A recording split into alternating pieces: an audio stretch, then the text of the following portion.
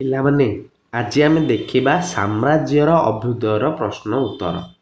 ତାହେଲେ 1 ନମ୍ବର ପ୍ରଶ୍ନ ଆମକୁ ଦେଇଛି, ଏକ ସାମ୍ରାଜ୍ୟର ବୈଶିଷ୍ଟ୍ୟ କ'ଣ ଏବଂ ଏହା ରାଜ୍ୟଠାରୁ କିପରି ପୃଥକ ବ୍ୟାଖ୍ୟା କର।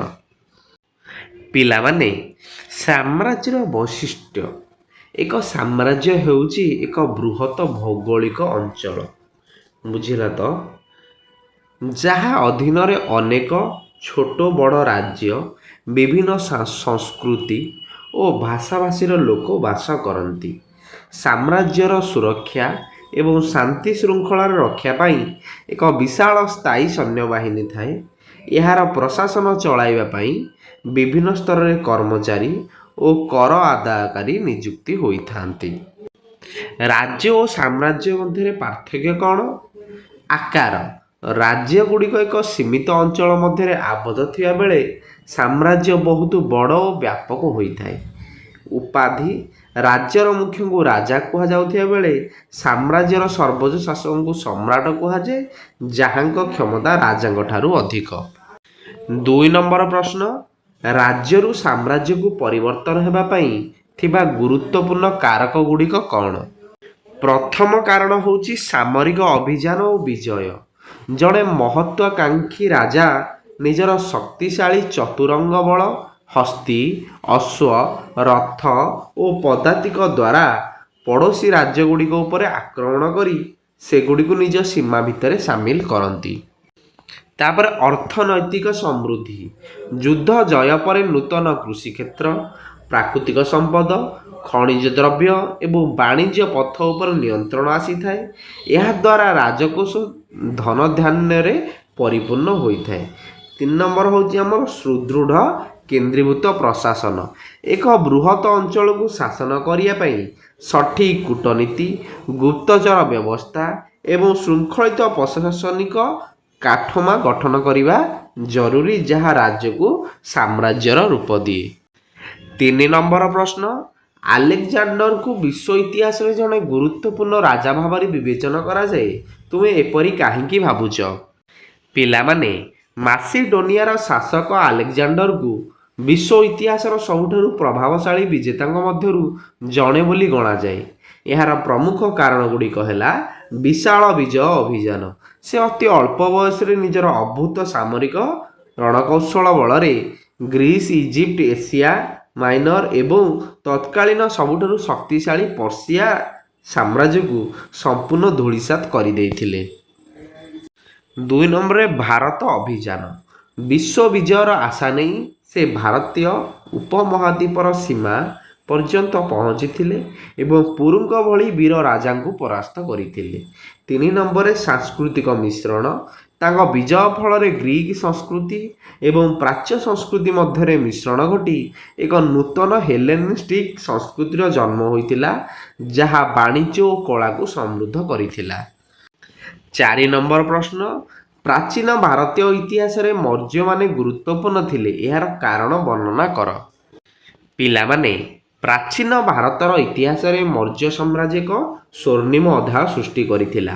ସେମାନଙ୍କ ଗୁରୁତ୍ୱର କାରଣ ଗୁଡ଼ିକ ହେଉଛି, ପ୍ରଥମେ ରାଜନୈତିକ ଏକତ୍ରୀକରଣ।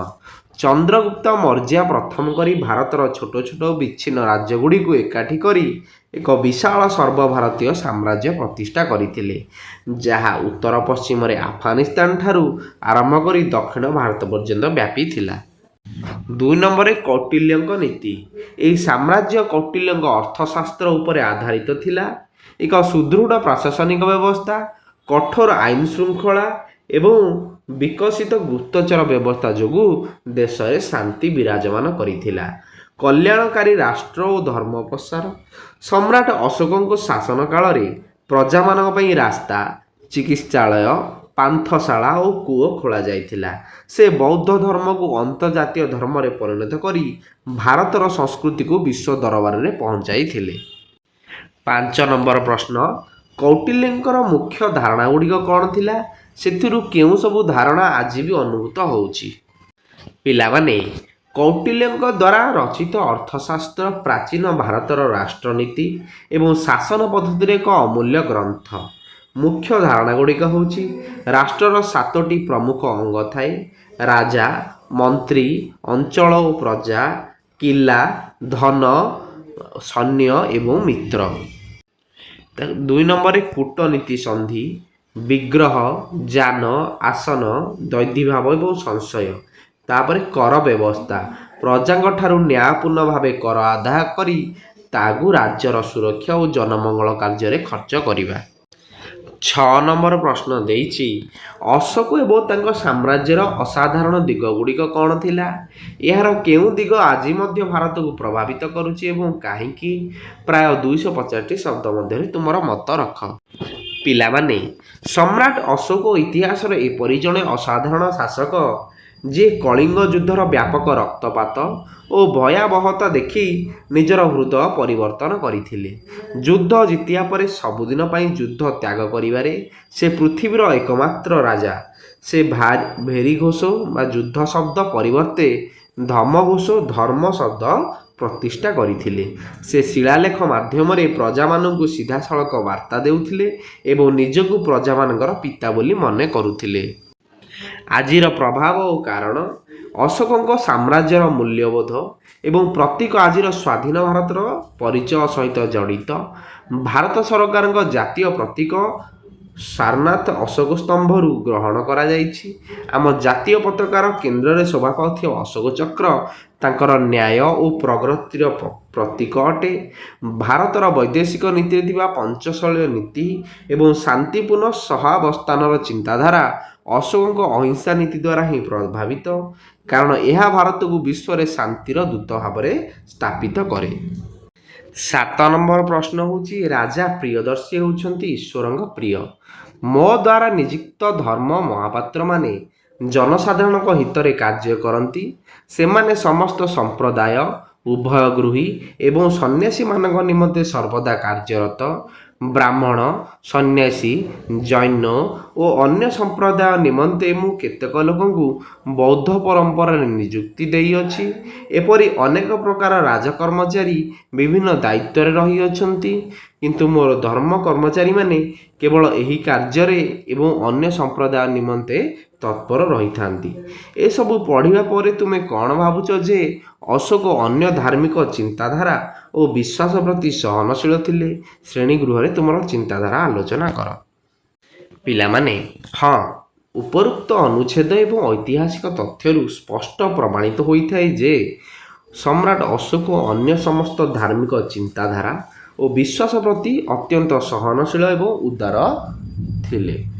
ସେ ନିଜେ ବୌଦ୍ଧ ଧର୍ମାବଲମ୍ବୀ ହୋଇଥିଲେ ମଧ୍ୟ କେବେ ହେଲେ ନିଜ ଧର୍ମକୁ ଅନ୍ୟମାନଙ୍କ ଉପରେ ଜୋର ଜବରଦସ୍ତ ଲଦି ଦେଇନଥିଲେ। ତାଙ୍କର ଦ୍ୱାଦଶ ଶିଳାଲେଖ ଅନୁଯାୟୀ ମନୁଷ୍ୟ ନିଜ ଧର୍ମକୁ ସମ୍ମାନ ଦେବା ସହିତ ଅନ୍ୟର ଧର୍ମକୁ ମଧ୍ୟ ସମ୍ମାନ ଦେବା ଉଚିତ। ଅନ୍ୟ ଧର୍ମର ନିନ୍ଦା କରିବା ଦ୍ୱାରା ନିଜ ଧର୍ମର ହିଁ କ୍ଷତି ହୋଇଥାଏ ବୋଲି ସେ ବିଶ୍ୱାସ କରୁଥିଲେ। ସେ ବ୍ରାହ୍ମଣ, ଶ୍ରମଣ ଏବଂ ଆଜୀବିକ ସମ୍ପ୍ରଦାୟର ସନ୍ନ୍ୟାସୀମାନଙ୍କୁ ସମାନ ଭାବେ ଦାନ ଦେଉଥିଲେ ଏବଂ ସେମାନଙ୍କ ସୁରକ୍ଷା ପାଇଁ ଧର୍ମ ମହାପାତ୍ର ନାମକ ସ୍ୱତନ୍ତ୍ର କର୍ମଚାରୀ ନିଯୁକ୍ତି କରିଥିଲେ। 8 ନମ୍ବର ପିଲାମାନେ, ପ୍ରାଚୀନ ଭାରତରେ ବ୍ରାହ୍ମୀ ଲିପିର ବହୁତ ପ୍ରଚଳନ ଥିଲା। ଏହି ଲିପି ବିଷୟରେ ଅଧିକ ଜାଣିବାକୁ ଚେଷ୍ଟା କର।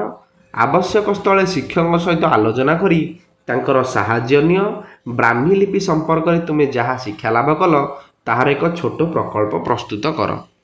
ପିଲାମାନେ, ବ୍ରାହ୍ମୀ ଲିପି ହେଉଛି ଭାରତର ସବୁଠାରୁ ପ୍ରାଚୀନ ଲିପି, ଯାହା ପ୍ରାଚୀନ କାଳରେ ଭାରତୀୟ ଉପମହାଦ୍ୱୀପରେ ଲେଖା ପାଇଁ ବ୍ୟବହୃତ ହେଉଥିଲା। ଲେଖିବା ଶୈଳୀ, ଏହି ଲିପି ବାମ ପଟୁ ଡାହାଣ ପଟକୁ ଲେଖାଯାଏ, ଯାହା ଆଜିର ଅଧିକାଂଶ ଭାରତୀୟ ଭାଷାରେ ଦେଖାଯାଏ। ଅଶୋକଙ୍କ ଶିଳାଲେଖ, ସମ୍ରାଟ ଅଶୋକ ସମଗ୍ର ଭାରତରେ ନିଜର ଶିଳାଲେଖ ଓ ସ୍ତମ୍ଭଗୁଡ଼ିକ ପ୍ରାକୃତ ଭାଷା ଏବଂ ବ୍ରାହ୍ମୀ ଲିପିରେ ହିଁ ଖୋଦନ କରିଥିଲେ, ଯାହାଦ୍ୱାରା ସାଧାରଣ ଲୋକ ଏହାକୁ ସହଜରେ ପଢ଼ି ପାରୁଥିଲେ।